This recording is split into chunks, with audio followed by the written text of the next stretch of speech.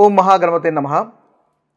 June 15వ తేదీ నుంచి జూన్ 21వ తేదీ వరకు ఉన్నటువంటి ద్వాదశ రాశుల రాశి ఫలితాలు ఏ విధంగా ఉన్నాయో చూద్దాము.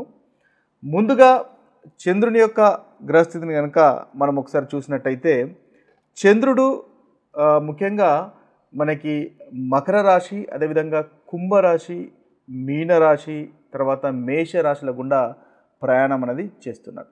ఈ యొక్క చంద్రుని యొక్క గ్రహస్థితిని, అదేవిధంగా మిగతా గ్రహాల యొక్క గ్రహస్థితిని ఆధారంగా చేసుకొని ఈ వారంలో ఉన్నటువంటి రాశి ఫలితాలు కనుక ఒకసారి మనం గమనించినట్టయితే మకర రాశి వారికి ఈ వారంలో ఉన్నటువంటి ఫలితాలు కనుక మనం ఒకసారి గమనించినట్టయితే ఈ మకర రాశి వారికి ముఖ్యంగా ఈ మకర రాశి వారికి మిశ్రమమైనటువంటి ఫలితాలు అధికంగా గోచరిస్తున్నాయి. ముఖ్యంగా వారం మధ్య భాగంలో కాస్త ప్రతికూలత కనిపిస్తుంది. వారం మొదటి భాగంలో, అదేవిధంగా చివరి భాగంలో చాలా అనుకూలమైనటువంటి ఫలితాలే మనకు కలుగుతున్నాయని చెప్పవచ్చు. ఇక చూసినట్టయితే ఆదివారం చాలా చక్కగా ఉంటుంది. అనుకున్నటువంటి పనులు మీరు పూర్తి చేయగలుగుతారు. వృత్తిలో అభివృద్ధి ఉంటుంది, ప్రోగ్రెస్ కనిపిస్తుంది. పనికి తగినటువంటి ప్రశంసలు మీరు అందుకోగలుగుతారు. సమాజంలో కానీ ఇంట్లో కానీ మంచి గౌరవ మర్యాదలు మీకు కలుగుతాయి. సుఖమైనటువంటి నిద్ర ఉంటుంది. మానసికంగా సంతోషంగా ఉంటారు.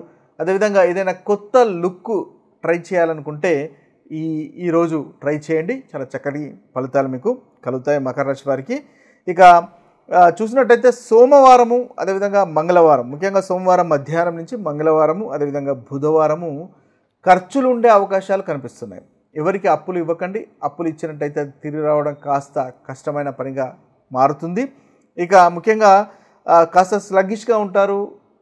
అదేవిధంగా భార్యకి కానీ, కంటికి కానీ, సంతానం కానీ ఆరోగ్య సమస్య ఉండేటటువంటి అవకాశాలు మనకి మకర రాశి వారికి ఈ 2 రోజులు, ముఖ్యంగా మంగళవారం, బుధవారం గోచరిస్తుంది. కాబట్టి ఆ విషయంలో కాస్త జాగ్రత్తగా ఉండండి. ధన నష్టం కనిపిస్తుంది. పనుల్లో ఆటంకాలు కనిపిస్తున్నాయి. కాబట్టి ఏదైతే మీరు పనిచేసే చోట కాస్త ఫోకస్ చేసి చేయండి. తద్వారా మంచి ఫలితాలు మీకు కలుగుతాయి. అవమానాలు కనిపిస్తున్నాయి. కాబట్టి ఆ విషయంలో కూడా కాస్త జాగ్రత్త పడండి. ఇక మనం చూసినట్టయితే గురువారము, శుక్రవారం మళ్ళీ చాలా చక్కటి ఫలితాలు మనకి మకర రాశి వారికి గోచరిస్తున్నాయి. గురువారం, శుక్రవారము అనుకున్నటువంటి పనులు మీరు చేయగలుగుతారు.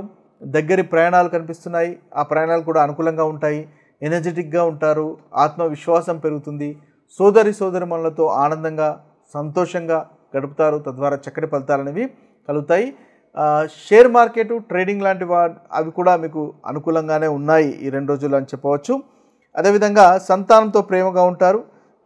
ఎనర్జెటిక్గా కూడా మనకు కనిపిస్తుంది. దంపతుల మధ్య ఆనందము, సంతోషము అనేది మనకి ఈ 2 రోజుల్లో ఈ రాశి వారికి గోచరిస్తుంది. ఇక శనివారము మళ్ళీ చిన్న మిస్అండర్స్టాండింగ్స్, వాగ్వివాదాలు ఉండే అవకాశం మళ్ళీ మాకు శనివారం కనిపిస్తుంది. కాబట్టి ఓపికగా ఉండవలసినటువంటి అవసరము శనివారం ఎంతైనా ఈ రాశి వారికి ఉంటుంది. ఖర్చులు కనిపిస్తున్నాయి. ప్రాపర్టీస్ విషయాల్లో డీల్ చేస్తున్నప్పుడు 1-2 సార్లు ఆలోచించండి. శనివారం ప్రాపర్టీస్ డీల్ చేసే విషయంలో కాస్త జాగ్రత్తగా ఉండవలసినటువంటి అవసరము ఎంతైనా కనిపిస్తుంది. ఇతరులపైన నమ్మకం కోల్పోయేటటువంటి అవకాశాలు మనకి ఈ మకర రాశి వారికి ఈరోజు కనిపిస్తున్నాయి. కాబట్టి ఆ విషయంలో కాస్త జాగ్రత్తగా ఉండండి. ముఖ్యంగా బ్యాలెన్స్ అనేది లూజ్ కాకుండా ఉండడం అనేది ఈ రాశి వారికి ఈరోజు మీకు చెప్పదగినటువంటి సూచన. ఇక ఓవరాల్గా చూసినట్టయితే మకర రాశి వారికి ఆదివారం చక్కగా ఉంది.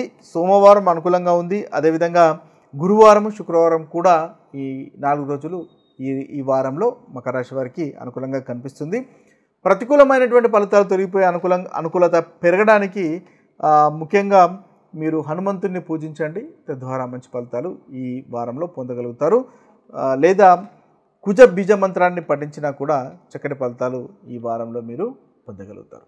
ఇవి స్థూలంగా మనకు రాశి వారికి ఉన్నటువంటి ఈ వారంలో ఫలితాలు.